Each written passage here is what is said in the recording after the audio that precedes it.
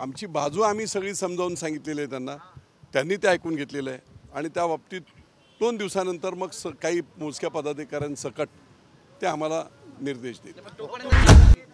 एका 2 ओळीत सांगतो, मुख्यमंत्र्यांशी अतिशय सकारात्मक चर्चा झाली।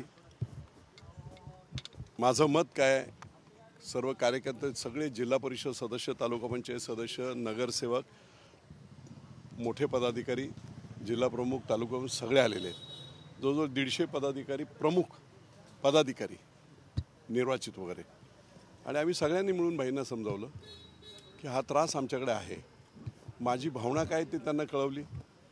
भाईंनी ते ऐकून घेतलं। आम्ही सगळे कार्यकर्ते देखील बोलले आणि याच्या बाबतीमध्ये ते चर्चा करून 2 दिवसानंतर परत एक मीटिंग होईल आणि मग त्याच्यानंतर फक्त 2 दिवस शांत राहणे,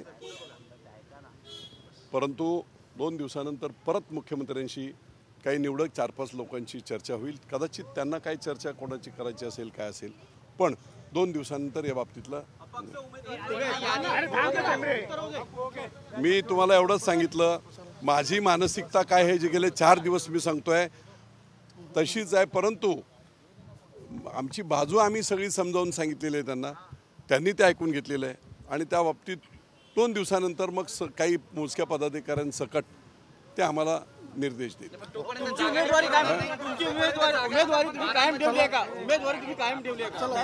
आता तुम्हाला एवढंच सांगतो, हो, अरे अजून कुठे फॉर्म भरले उमेदवारी करायचं, कुठे काय फॉर्म भरले आहेत की विड्रॉ झाले आहेत, अजून तर वेळ आहे।